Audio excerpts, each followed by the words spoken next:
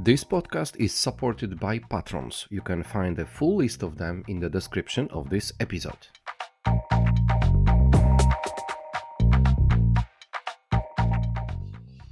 Hello, listeners of Good Morning BSS World. This is Wiktor, Doktor, with another portion of information from the GBS, BPO, and IT world. And this time we go back to Africa, where our good friend Rod Jones is present. Hi, Rod, how are you? Hello to you, sir, and thank you very much for inviting me back on. Oh, it's my pleasure. It's my pleasure. I'm always hungry for information which you are sharing with me directly from South Africa, where you are based. But actually, the information which you are feeding me are about the whole African continent, and they are all related to BPO industry, isn't it? That's correct. Yes, I am located here in Johannesburg, South Africa, and for my uh, role in the Africa Federation, I'm the patron and one of the founders. And we've had a very exciting quarter, and the last month in particular has been very active for our federation. So, as we are focusing on the monthly updates of what's going on in the BPO industry across whole Africa, now we are recording this particular podcast in the mid of July 2025. So, we will see in a second. We will listen to this what actually happened within this last quarter and especially last month. Rod, the audience is yours, the podcast is yours. Well, thank you, sir. And it's a great pleasure to share the information about the Africa Federation of GBS Associations.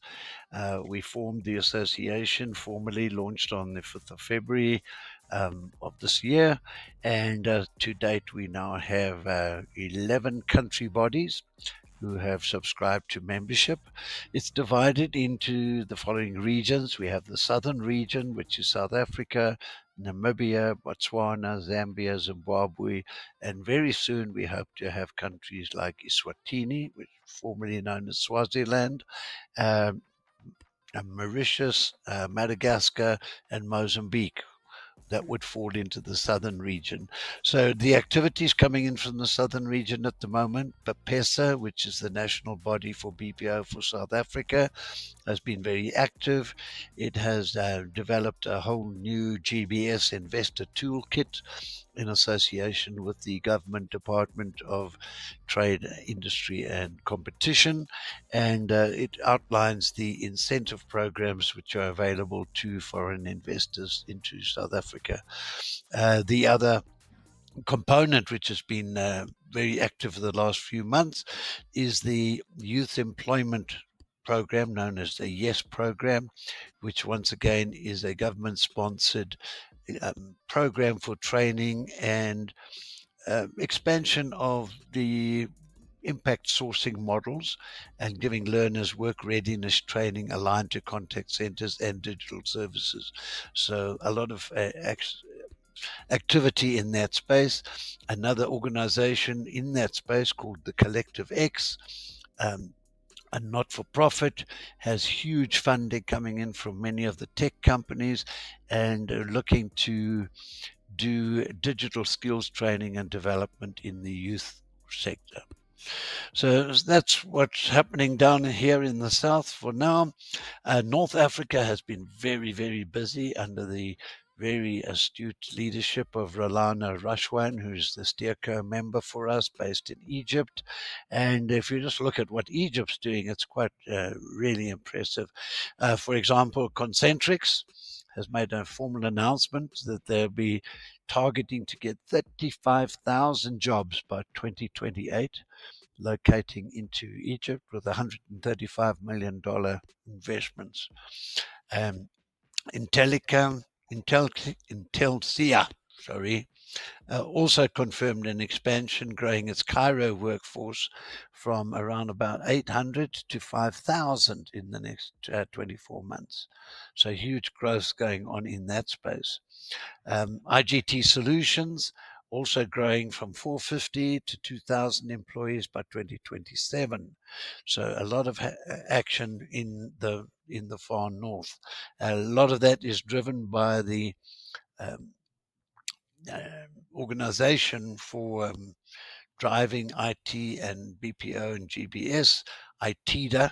And so Rolana is driving that very professionally. Over on the West Africa, under the Steerco member Amal Hussein, the Outsource to Nigeria Forum formally launched under the auspices of the government, and that's driving a lot of attention into Nigeria as a GBS location and formalizing the GBS Association of Nigeria that Amal is looking after.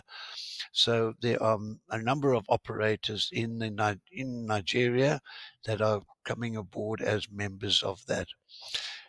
Also over in the West, very exciting news from Ghana, where we have the Business Outsourcing Services Association, or BOSAG, had a strategic workshop in the middle of June.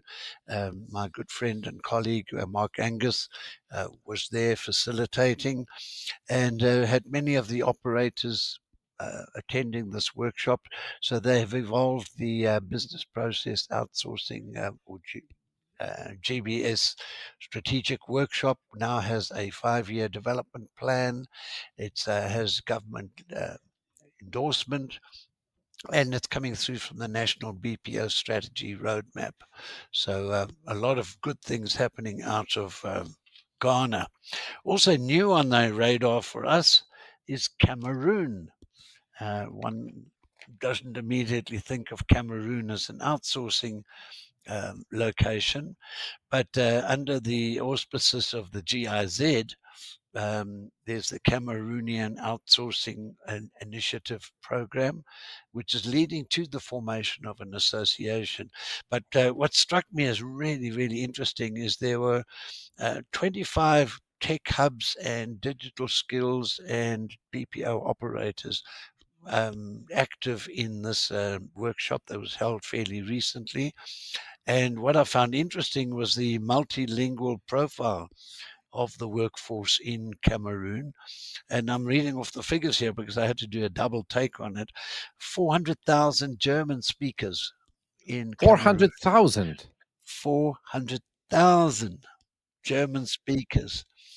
And so they're positioning very strong for Francophone, Anglophone, and German speaking support in GBS. There was also a really interesting angle that came through from the association is that in Germany already there's an association of in the diaspora has 6,000 members already active and present in Germany. So very exciting stuff there. As I said, no formal GBS association, but there is a kickoff in August, which will bring together all of the interested players. So we look forward to welcoming Cameroon into the federation. Then if we move over to East Africa, our good friend and Steerco member, Von Wiesenzweedy from Ethiopia, who's our Steerco for the Eastern region. There is a national GBS strategy, which is now coming through from government, from the Ministry of Innovation and Technology, and progressing rapidly for the East Africa Regional Skills Forum, which will be hosted in Ethiopia as well. Also on the radar is the Elevate Africa conference and exhibition, conference and workshops taking place in Addis Ababa on the 23rd and 24th of September. It's also worth mentioning on the 26th of September, the Africa Federation will be holding a gathering of the Steerco, the advisory board, and the heads of each of the country bodies who are part of the federation will be gathering in Addis immediately after the Elevate Africa. So East Africa has been quite busy. In Central Africa, and our Steerco member there, Chantal Koyaga from Rwanda, is driving the GBS incubation program and the association under the auspices of the Ministry of ICT. So, as we well know, Rwanda is strongly positioned as a center for BPO, GBS, and socially responsible outsourcing and impact sourcing. They've really led the field for us there, with organizations like Harambee being located in Kigali as well. So, those are the high points of the various regions.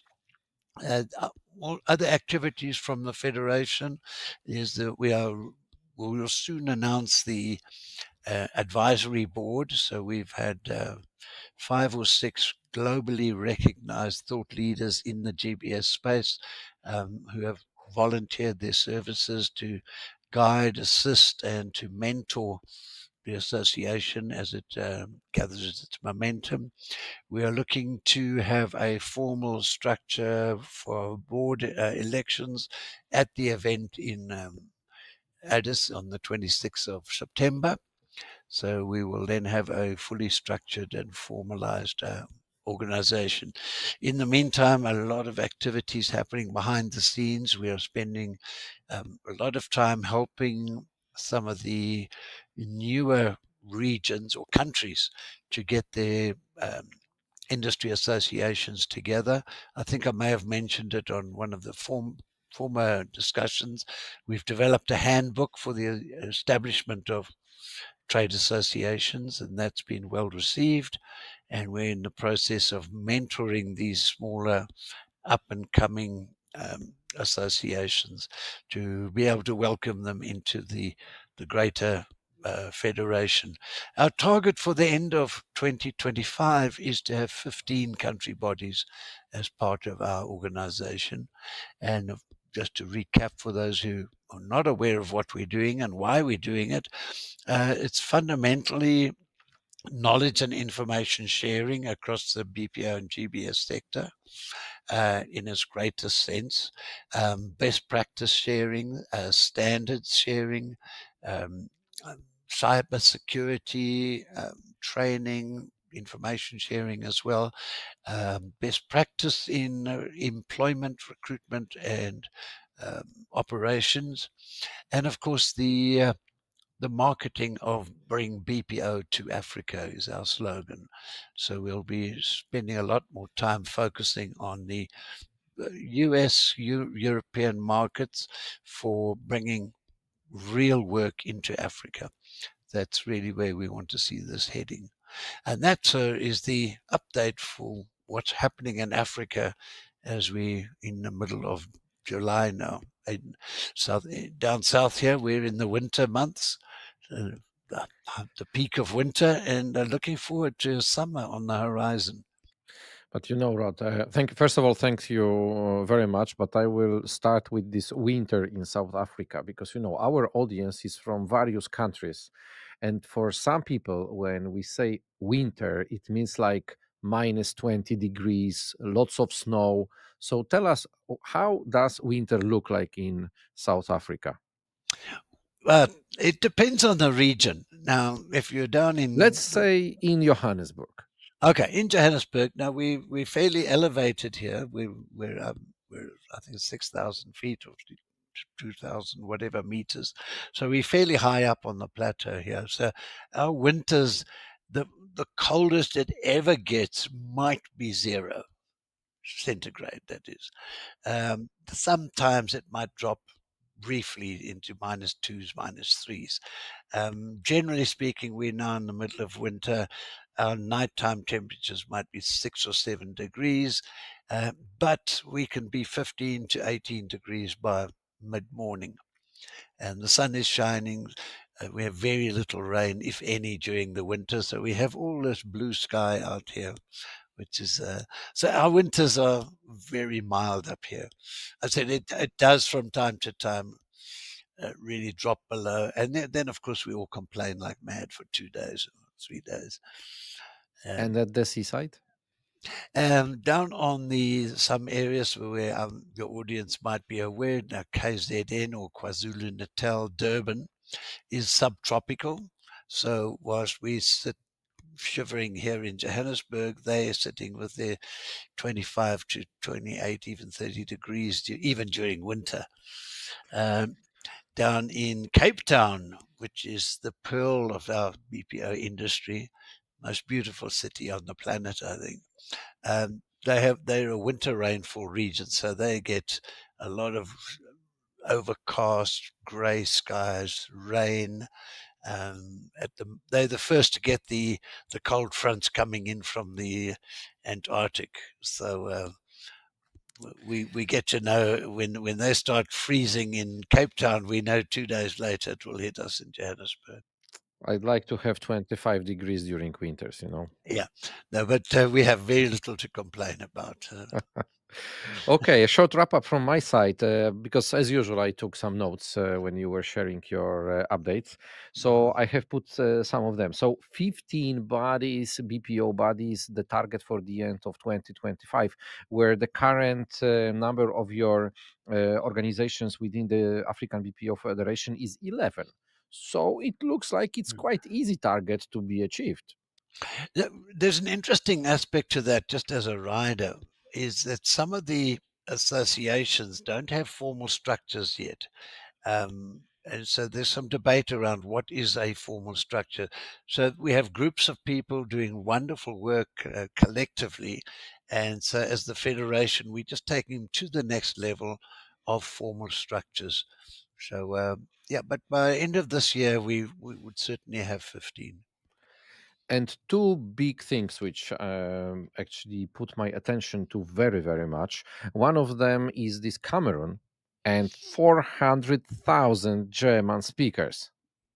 That is the data that was sent to us on the report, and it certainly is something to look into and start focusing a lot more attention on what's happening in West Africa.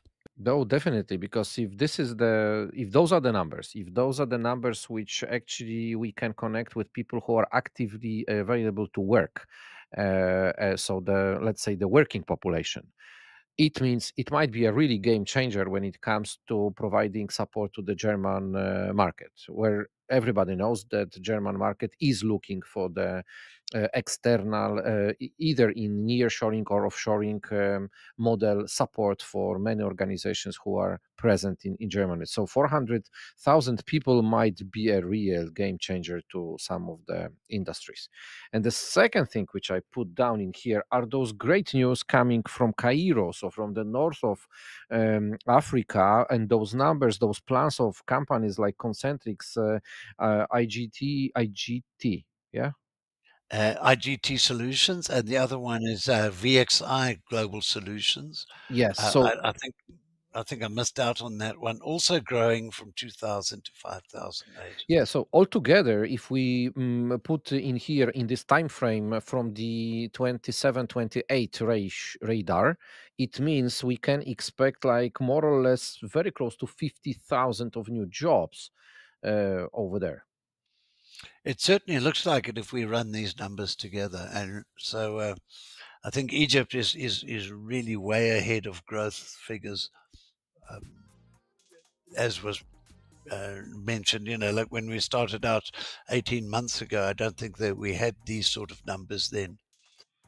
Yeah, definitely. So very ambitious plans and communicated by the company, so they know what they want to achieve. It means this is based on their real plans of growth, and it looks Egypt is really becoming not becoming. It already is a hot destination, but it's even going to be a hotter location when it comes to the CX types of services or IT types of services. Yeah, because those are probably a combination of those two areas. Mm.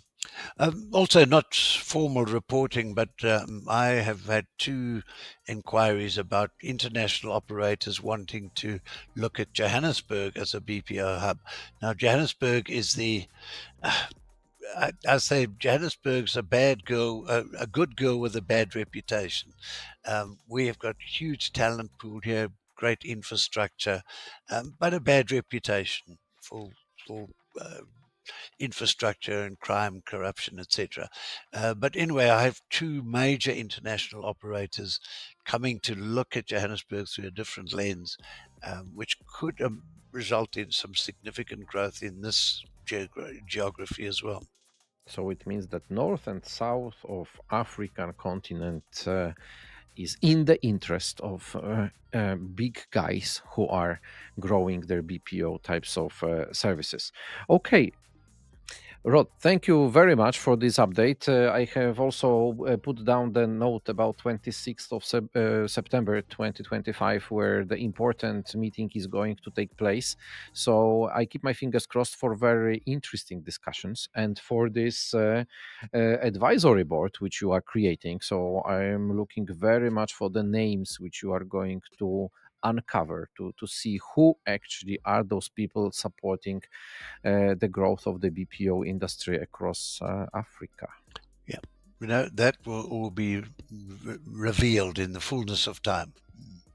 I can also tell you for the end of our call that we will have an African, let's say, element present during the Follow the Leaders event, which I am organizing on September 17th and 18th in Poland, because our common friend Elvis Melia is coming and he is going to participate in one of the discussion panels to share with us the voice from Africa when it comes to the presence and the growth and the opportunities for the BPO industry worldwide, how it looks like. So Excellent. No, he's a good man, and he's has a passion for Africa as well. So definitely, he's a great supporter of ours.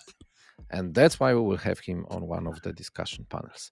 Rod, thank you very much. It was a pleasure. So we see each other in more or less a month time from now. I look forward to that, and thank you, and have a great rest of the day. Thank you very much.